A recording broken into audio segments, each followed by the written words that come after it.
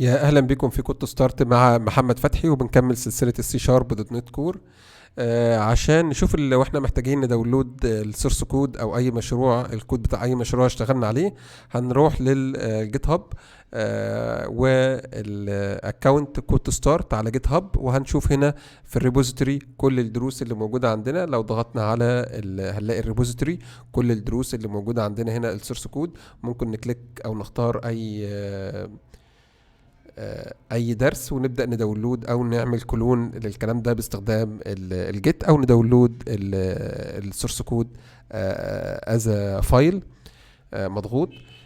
تعالوا النهارده نكمل على النالبل فاليو تايبس، واتكلمنا المحاضره اللي فاتت على النالبل فاليو تايبس. اتكلمنا على استخدام النالبل فاليو تايبس مع الليفتد اوبريتورز او اليونري اوبريتور، ليفتد اوبريتورز او اليونري اوبريتور. وهنتكلم على برضو النالبل فاليو تايبس، ازاي نعمل لها باكسنج وانباكسنج للنالبل فاليو تايبس. تعالوا الاول ننشئ مشروع جديد. نبدا نفتح الفيجوال ستوديو ونختار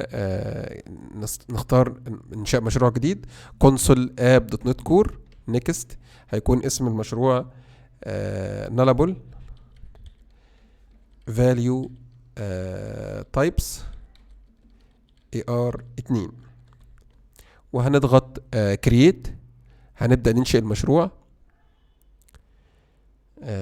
هنتكلم على استخدام اليونري اوبريتور او الليفتد اوبريتور مع النالبل فاليو تايبس. تعالوا كده نعمل ديليت او ريموف للسطر ده. لو انا عندي فاريبل على سبيل المثال انت a بيساوي 10، ده فاريبل عادي جدا اهو، بس هنا نالبل يعني ينفع اخزن اي رقم، او لو انا مش عارف الرقم اقدر اخزن نال عشان انا هنا عامله نالبل. فبالتالي لو عملت فاريبل تاني كده برضو نالبل بي وخزنت فيه نال، مش عارف القيمه دلوقتي فاديته نال.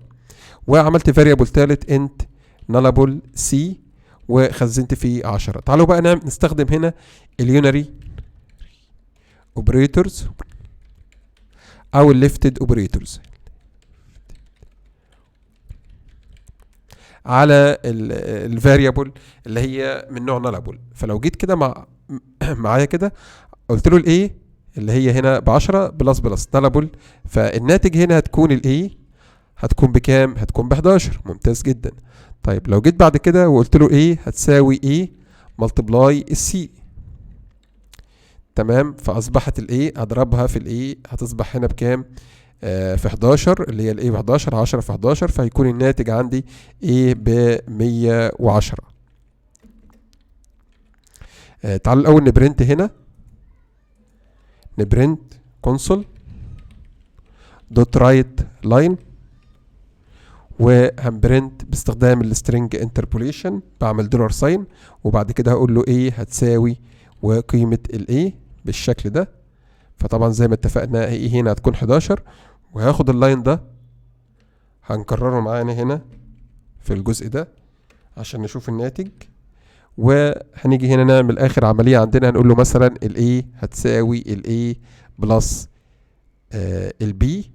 طبعا هنا البي مشكله ان البي هنا دلوقتي البي بنل، فانا هجمع الايه اللي هي كانت ب 110 هجمعها على نل، فبالتالي الناتج هيصبح طبعا نل، فالايه هنا هتكون بنل.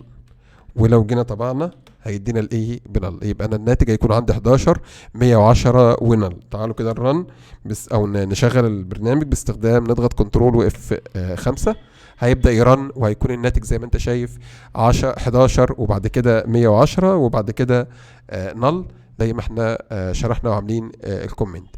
طيب ده كان بالنسبه باستخدام النالبل مع اليونري اوبريتور. تعال نشوف ازاي نعمل باكسنج وانباكسنج للنالبل فاليو تايبس. يبقى باكسنج هنتكلم على الباكسنج اند ان باكسنج نالبل فاليو تايبس. لو انا بعرف فاريبل، تعال الاول نعمل كومنت كده لكل الكود اللي موجود معانا قبل كده. لو انا اخترت كده كل الكود ده وضغطت كنترول شيفت فورورد سلاش عملت كده كومنت بالشكل ده مالتي لاين كومنت. لو انا جيت هنا وبدات اعرف فاريبل قلت له انت ايه هيساوي 4 1، تمام، وبعد كده خلاص ده كده فاريبل عادي جدا ومش نالبل ومخزن فيه قيمه. لو جيت هنا عملت variable تاني من نوع object. خلي بالك ايه ده value type object وسميته a boxed و a boxed وخزنت فيه ال a.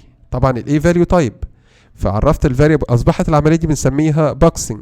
انا هنا خزنت value type في object فده بنسميها boxing. تمام. طيب لو جيت كده وحبيت اطبع دلوقتي، قلت له console دوت رايت لاين وحبيت اطبع، عملت string interpolation وقلت له هنا ان الفاليو اوف مثلا of a boxed. طبعا الفاليو هنا هتكون 41. انا بقى هنا عملت هنا الفاليو هتكون 41. تعالوا كده الرن، وجيت هنا عملت الشكل ده وقلت له هنا a boxed اهو. طبعا الفاليو زي ما اتفقنا هتكون 41، يبقى هنا هيكون الفاليو 41 ونرن كنترول F5 وفعلا ادانا الفاليو 41. طيب لو جيت بعد كده وعملت هنا عرفت فاريبل تاني مثلا من نوع هنا، قلت له مثلا int nullable a nullable وهيساوي a boxed. طبعا هنا a boxed هنا من نوع object، فازاي اتخزن حاجه من نوع اوبجكت؟ ايه boxed من نوع اوبجكت ازاي اخزنها في انت؟ فلازم هنا اعمل unboxing. فلازم هنا محتاج ان انا اعمل ايه؟ unboxing. ازاي اعمل unboxing؟ ممكن اجي هنا واعرف انت بالشكل ده، يبقى كده ده بنسميه unboxing. وكمان هقول له هنا ان ده من نوع nullable، فاضيف هنا كمان الكويشن مارك عشان لو كان مش موجود فيبقى ايه، اقدر حتى لو كان فيه اقدر اخزن، لو كان فيه نل اقدر اخزن نل. فبالتالي لو جيت هنا وحبيت اطبع، قلت له هنا console دوت رايت لاين وقلت له هنا value of الفاليو of a nullable عملت نقطتين وعملت كده a nullable فهيدينا برضو القيمة 41 زي ما اتفقنا. يبقى اذا الناتج هيكون انا عملت اكستراكت للقيمة، خدت القيمة اللي موجودة داخل الاوبجكت وخزنتها في nullable int variable. فهنا هيكون الناتج 41. عملت اكستراكت للقيمة زي ما اتفقنا. طيب وهنا نرجع نضيف السيمي كولين.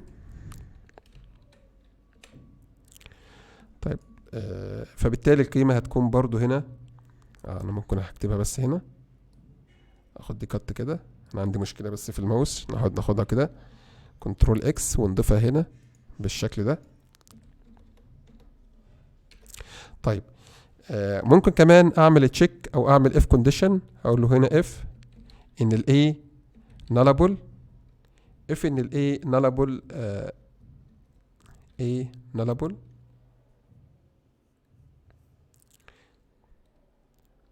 تعالوا قبل ما نعمل كونديشن نخزن هنا، نعمل اوبجكت تاني اوبجكت، وهنا هنسمي الاوبجكت ده a nullable boxed a nullable boxed وده هنخزن فيه a nullable. طيب a nullable هنا اللي هي اهي اللي هي كانت ب 41 تمام، اما عملت لها اكستراكت اصبحت 41. اخدت القيمه دي مره تانية وخزنتها في a nullable boxed object، اصبحت عملت لها بوكسنج يعني، برضو رجعت تاني وعملت بوكسنج هنا عشان برضو بنشرح.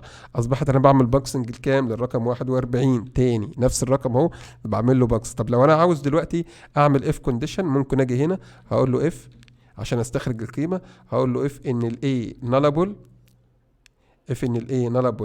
boxed is end. طيب اخد القيمة اللي جواه واخزنها في V، وده عملناه من المثال اللي قبل كده اهو. لو جيت دلوقتي اطبع ال V هقول له console دوت رايت، انا بس براجع معاك على المثال اللي كنا شرحناه قبل كده. console دوت رايت لاين هقول له هنا دولار ساين ان ال A nullable boxed is boxed، وهنا boxed is boxed، وبعد كده هطبع قيمة ال v. فلو عملت run تمام كنترول واف 5 هيدينا الفاليو اوف boxed 41، الفاليو اوف انالابل 41، انالابل boxed الفاليو بيكون 41. انا كل اللي بعمله بس بشرح لك ازاي ان انا بقدر استخدم البوكسنج والانبوكسنج مع انالابل. يعني لو احنا هنا بنراجع تاني مع بعض اهو، ده كان فاريبل عادي جدا وبخزن فيه القيمه 41، رجعت عملت فاريبل تاني من نوع اوبجكت، وقلنا بنخزن اي فاليو تايب في حاجه من نوع اوبجكت ده بنسميها بوكسنج. طيب رجعت طبعت القيمه فاداني 41. طيب جيت بعد كده عملت فاريبل تاني نالابل اهو، فاريبل تاني من نوع انت نالابل، وخزنت فيه عملت انبوكسنج لمين؟ لقيمه الاي بوكس اهي اللي هي كانت ب 41 اللي هي كان معمول لها بوكسنج، عملت اكستراكت القيمه مره تانية وخزنتها في اي نالابل، ورجعت عملت لها بوكسنج مره تانية وعملت تشيك عشان اخد القيمه اللي فيها واخزنها في الفاريبل في. ده بس مثال توضيحي ازاي ان انا بعمل بوكسنج وانبوكسنج للفاليو تايب اللي هي من نوع نالابل. وبكده يكون وصلنا لنهاية الدرس. ما تنساش تشير وتسبسكرايب للقناة بتاعتنا عشان ده بيكون دعم لينا ان احنا نكمل فيديوهات تاني.